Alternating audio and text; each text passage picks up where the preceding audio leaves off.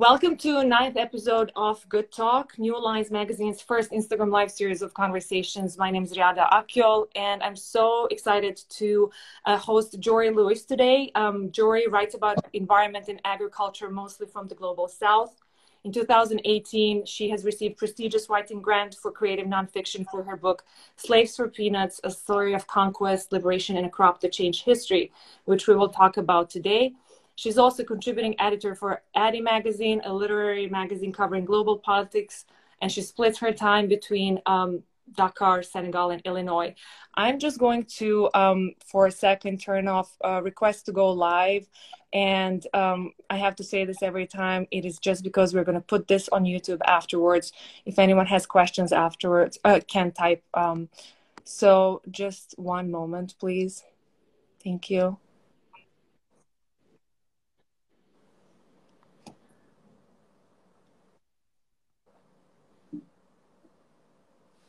Okay, so this is the ninth episode of Good Talk. Jori, where are you joining us today from? I'm in Dakar. Well, I'm in Senegal. Welcome to Good Talk. We're so happy to be here. Thanks for having me. Of course. So you start your book by saying how you've never seen a peanut grow until you went to Senegal, and how you were told that your grandfather had grown it on his Arkansas farm, and the family there that you still associate peanuts with. You write vividly about those memories. So I was wondering, could you tell us a little bit more about these flashbacks, and what questions did these visions bring to your mind from personal and professional curiosity? Oh, yeah. I think when I wrote the prologue, I was sort of was responding to repeated appeals for people asking me to connect the story I'd written in Slaves for Peanuts to my own personal experience. And so I started to kind of dig, like, well, what were these sort of, cultural touchstones for me related to the peanut? And I thought about, like, how much our family had always loved peanuts, and how much, that I just remember getting peanuts all the time when we would go to Arkansas to visit my father's family, and that there had been I thought that the farm was still growing peanuts, even though I was wrong, right? So there was this, I don't know, kind of like ghostly rememberings for me when I started to dig down into it, and thinking about my relationship to the peanut itself. You also speak about the experience of discrimination that your then boyfriend shared with you. Did that also, along with these memories, form the idea or served as a catalyzer to start writing it? Yeah, very much so. I think that, I explained a little bit in the prologue that I first came to Senegal kind of looking into and writing about the agricultural economy of Senegal, and kind of thinking about what that meant, especially with respect to questions about food security in the region, which was, a big sort of buzzword in 2011 when I first came. Mm-hmm. And I sort of stumbled upon this association of peanut agriculture, which is still probably the largest crop grown in Senegal, and is certainly the largest export crop. So I'd been spending a lot of time just thinking about the role of peanuts in the economy of Senegal, and I stumbled upon this association with enslavement through this ex-boyfriend who was an agronomist and was working with a group of farmers to create a kind of collective, an agricultural collective, to grow other things, not peanuts. Mm-hmm. And the person we thought, both of us, I had been there many times, that the person we thought would be the kind of best leader for the organization, just from our perspective, the most capable person was discredited because he was descended from enslaved people. So I wanted to understand, like, how both things were happening, why Senegal was so under the kind of what's the word? Why Senegal is sort of such a big peanut producing country, and had been for so long, for over a century, and to also retrace those links that would explain to me a little bit about the kind of the stigma that people still felt or still feel maybe today, related to enslavement. And you tell us in the book how writing a historical narrative about the enslaved is complicated, quote, because there are multiple layers of silences. Could you please elaborate a little bit on what you mean by this multiple layers of silences? Yeah, of course. So I think, I mean, I set out to write a history, and then of course, when you're writing history, you depend, especially history as far in the past as this was, 150 years. You have to rely on the archival record, right? So then that archival record is already sort of set up to not take down or recover those experiences of the, let's call it like the subaltern. So any kind of subjugated people are not necessarily given any agency in that archive, right? So that the archive is mostly of upper level people, of governors, of commandants, of rich merchants, sort of like corresponding with each other. And then on another sort of level, there's a kind of, let's call it like a kind of oral history that you can do, or looking at oral tradition. So like one character in the book, Lat Jor, I always like to mention that Lat Jor was the king of Kajor, a kingdom in pre-colonial Senegal. And there are no fewer than 3 versions of the epic poem that tell the life of Lat Jor, right? So that there's a way in which that the elite class of people, whether that's like religious leaders or political leaders like Lat Jor, that their stories are also recovered in these forums. It's kinds of stories told by griots or other types of sort of more informal sort of genealogy taking, right? Mm-hmm. But the people who are enslaved, and also women just in general, are just completely lost to both forms of record keeping. Mm-hmm.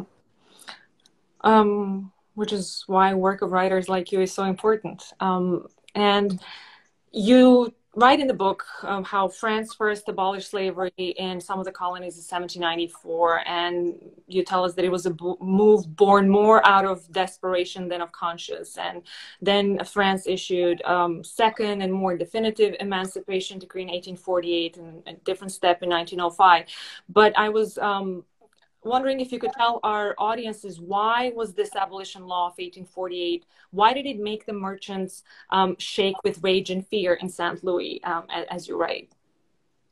Yeah, so the initial abolition that you point to was a response by the French to the uprising in Saint-Domingue, which is now what we call Haiti, and or probably Haiti was the original name. So anyway, neither here nor there.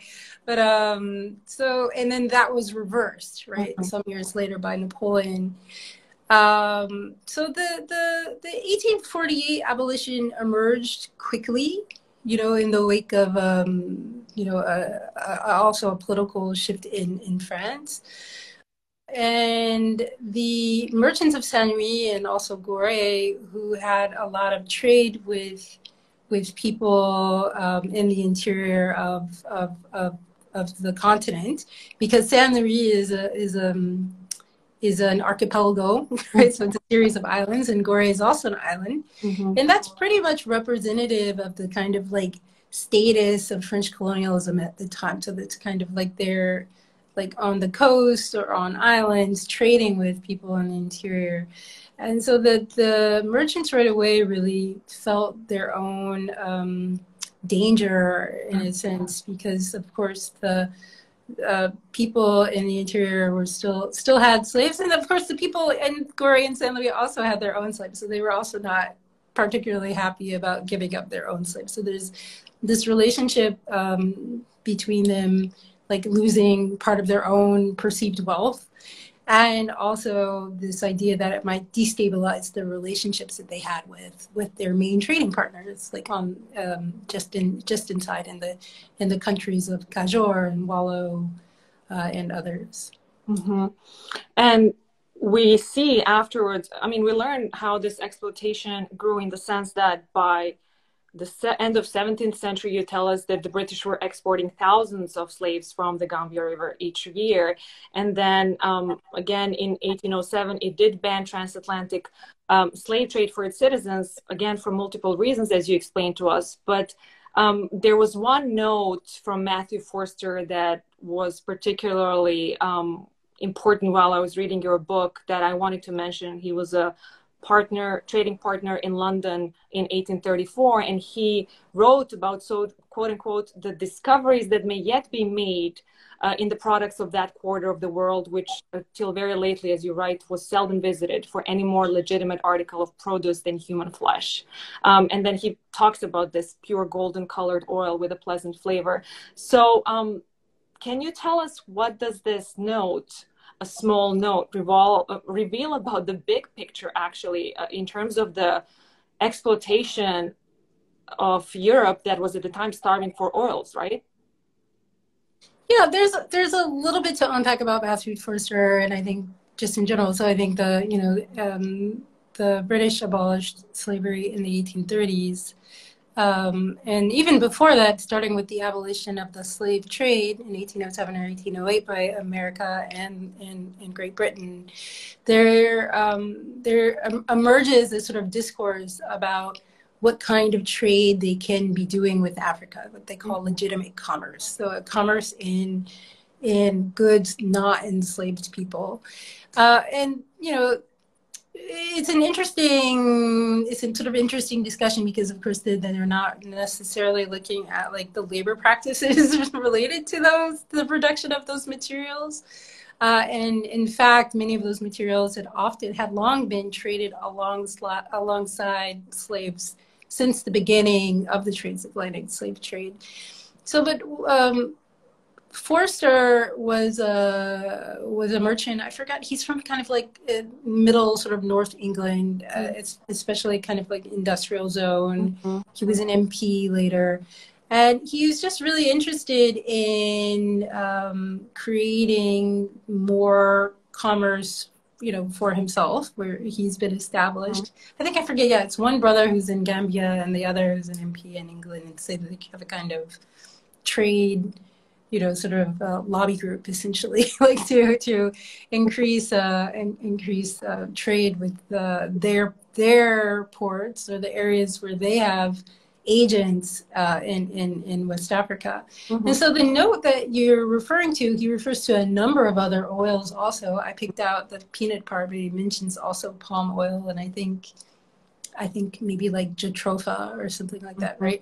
So there are a few other oils because at the time in Europe, because of the Industrial Revolution and also sort of hygiene revolution, there's a really large demand for oil and fat. This is also before the discovery of petrol, of oil, like as we now know it.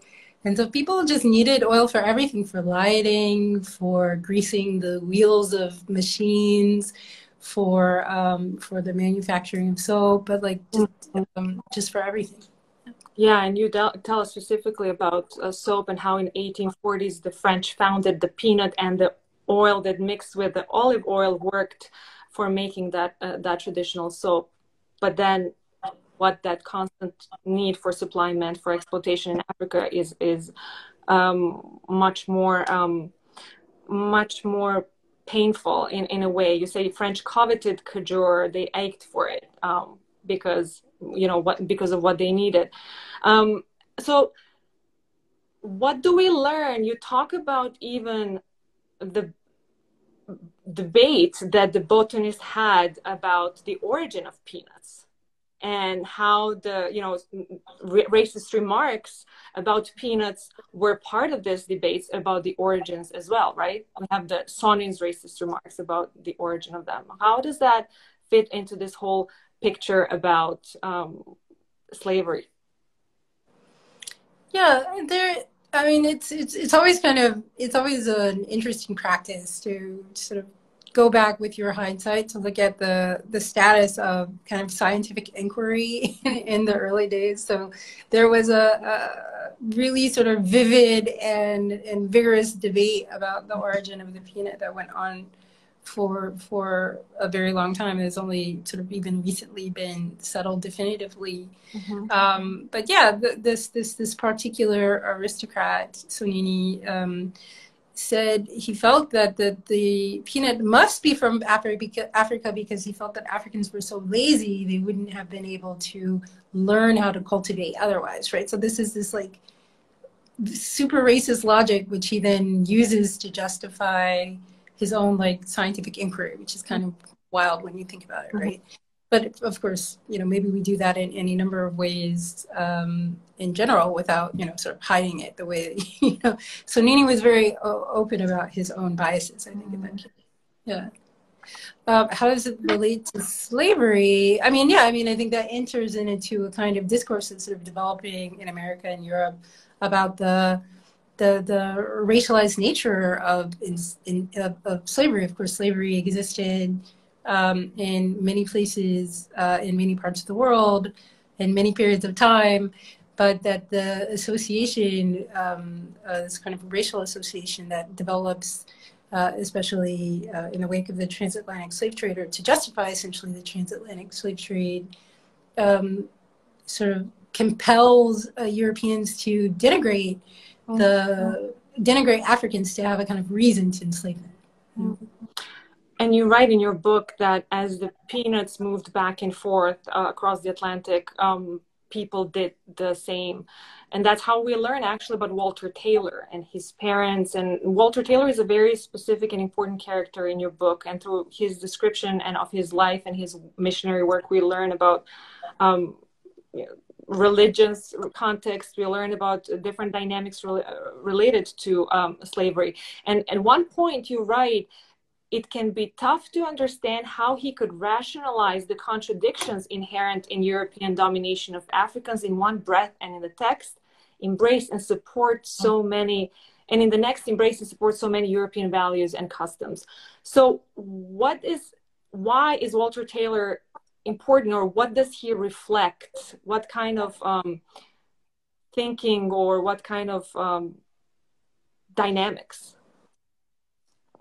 Yeah, I mean, Walter Taylor becomes, in a way, in the book, his function in the book is that he's also a vehicle for us to talk about this really innovative, you know, mission, this shelter for runaway slaves, which I discovered, you know, actually fairly late, not late, but like after I'd already gotten my contract, I started like working in the book. I discovered this thing, and I had never imagined that there would have been a sort of shelter for runaway slaves on the African continent, right? So that was my sort of first point, the first thing that really surprised and interested me about his character, about him, his story.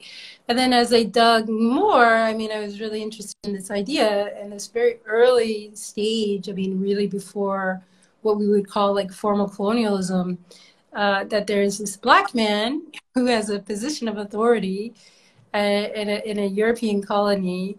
And he also has this incredible backstory where his parents were themselves freed from enslavement and settled in Sierra Leone.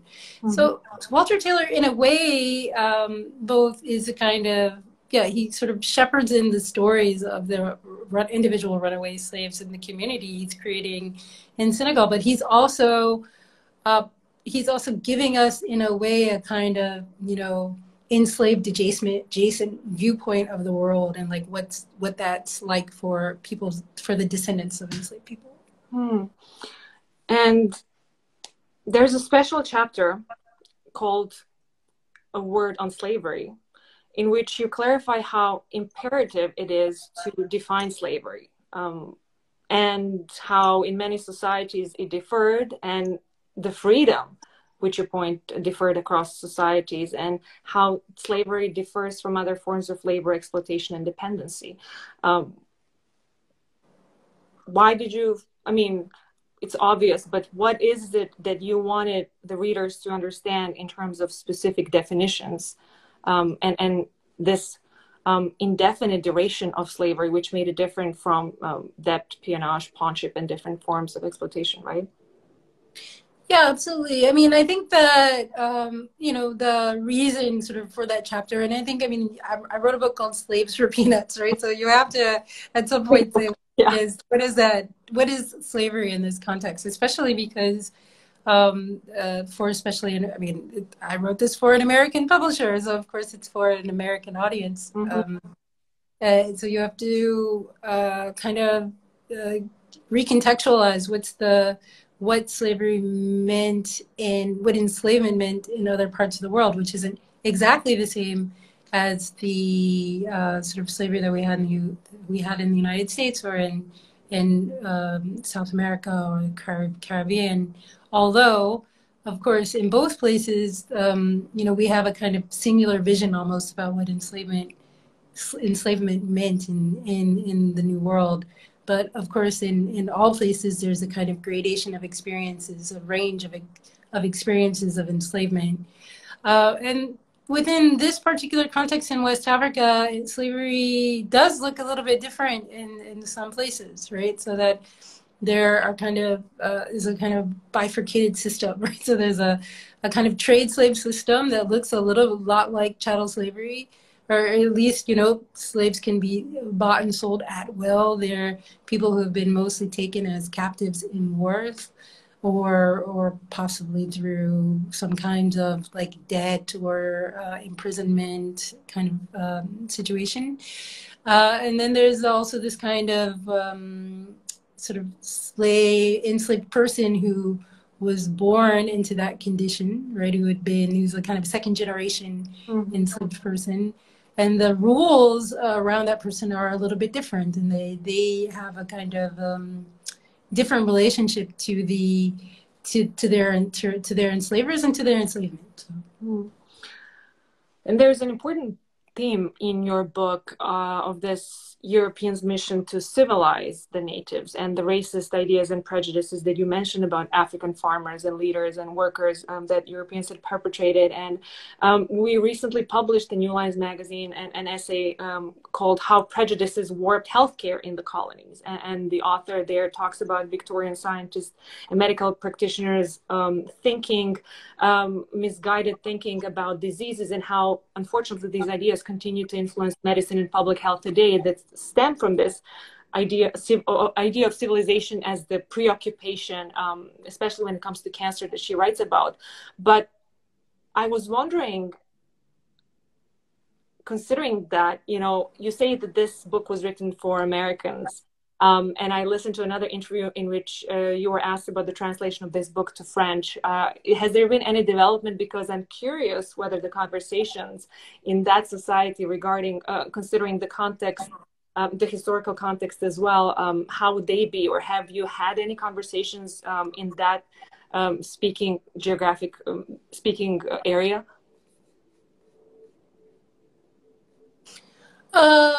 Yeah, I have not read in on the on the current status of our French translation. See if you know, I would like for it to be translated. When I say I wrote it for an American audience, I didn't necessarily. I just, you know, I have an American publisher. Of course. So I sort of wrote it with a global, with a larger audience in mind, but understanding that the primary audience was going to be in the United States because that's where my publisher is. But yeah, I haven't had any conversation yet with any sort of representative of French colonialism, I have to say. Any French person, I think. I have not yet spoken to anyone about this book or had any reaction. In Senegal, I mean, you know, it's a little bit of it's a complicated conversation. The first sort of reactions have been really interested, because it's, of course, the book is telling the sort of story about that's a little bit touchy for Senegalese people, maybe about enslavement, right? But then at the same time, it's telling this story about how the kind of tricky wheels of colonization kind of, you know, sped up in the Senegalese context, and how wasn't just the kind of sort of physical expansion of the sort of French colonial element, but also how colonialism and sort of colonial domination is affected by, like, you know, by commerce, by agriculture, by debt, you know. Mm-hmm. And you end the book, well, you do, when you speak about commerce, you do write about the importance of railroad project, which the French government had pushed so ardently for a train connecting Algiers to Senegal, and then all the way through Sahara Mediterranean to Paris. So there was always that drive for commerce and profit through exploitation.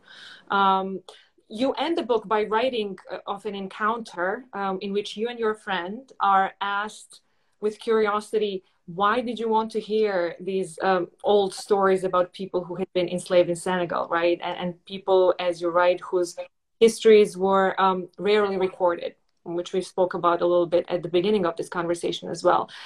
So I was wondering, after finishing reading your book, how have you felt after you have written it, considering the mission that you started with, and the goals? And this question that this old man had asked you then.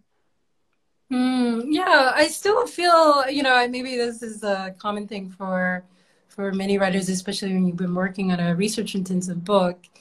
And, you know, and there's so much research to do, like you could keep going. So I still, in my mind, regret the roads I did not take in this sort of research. Like, wow. if I could have found, like, you know, a few other voices, if I could have uncovered some other stories. So I still have that sort of feeling of, like, almost like, you know, anticipatory wistfulness or something, you know, like that I sort of had in that conversation with that older man.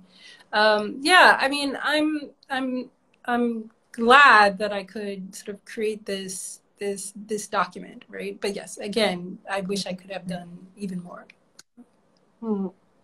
And for the end of this conversation, before inviting everybody to read more in details, I saw your recent piece that was published in The Atlantic. It was so interesting to read it because I had a guest a couple of episodes ago, Wessam Al-Asali in Good Talk, who was writing about similar theme. He researches exactly the sustainability and the old building techniques in the context of Middle East and the connections with Latin America. And your piece was about a Senegalese architecture firm which is championing a lower tech material than concrete to help cities prepare for climate change. This is separate from the book, but I thought it was really pertinent, and obviously considering that guest that I had, I thought, wow, so there are great people working on similar themes, because it's obviously very important. Could you tell us about your research on that theme, on topic? Yeah, that piece sort of emerged, like the sort of brief for the piece was to think about how we can start living with climate change, right? How we're living now with climate change. And, you know, I thought about this piece just because I live in a, you know, very like concrete block building with its windows full west, and I'm just like, in the hot season I'm baking, like literally just baking, and thinking, like, right now I have my air conditioner on, and like you think about like all this sort of energy, and then, you know, Dakar is just Dakar is chaos, right? In terms of the construction, there are no fewer than, like, let me think, like 5 or 6 big construction projects like in a block around me. And all of them are building this kind of same way, which presupposes that we'll all have to use an extreme amount of air conditioning in a country which has regular power outages, right? So then you have to sort of ask yourself, like, is there another way is there another way to build? And so that was kind of like how I started to think about you know, this particular architectural firm. And then I realized that there are other people sort of working on it, and like engineers and other people who had these kinds of like almost kind of, you know, just like farcical dreams practically back in the day, like even just a few years ago or 5 to 10 years ago, where people didn't really, you know, believe it was possible to build with mud, because they associated mud so much with like living in a living in a poor village, right? So that's their association. And the more I looked into that, I realized that this is also a kind of development with this kind of like, post-colonial kind of imposition of kind of, like, let's call them like global values, this kind of Western values, and thinking about building and architecture and what it means to be modern. Mm-hmm. And just overall a kind of denigration of local materials and local knowledge that, this is not just post-colonial, right, but also predates the post-colonial period. That's also kind of like a project of colonialism, right? So. Listening to you, I'm just thinking how I'm so excited to share this conversation and your work regarding this with Wessam as well, considering so many echoes that I hear from what you're saying and his research in terms of both production of knowledge and the usage of these old indigenous ways of just building and thinking about them in terms of sustainability and climate change. Jori, I want to thank you so much for this really fascinating chat. I want to invite everyone to read your book, Slaves for Peanuts, A Story of Conquest, Liberation in a Crop That Changed History. I hope this was a teaser that will invite them to learn more in detail. I wish you so much success, and I'm really hoping that your book will find more readers across the globe. Thank you for joining Good Talk New Lines magazine. Thank you so much, Rihanna. And everyone, this talk will be posted on YouTube and Instagram channel next week. Stay tuned for more conversations and good talks with people from all over the globe. Have a good day. Bye.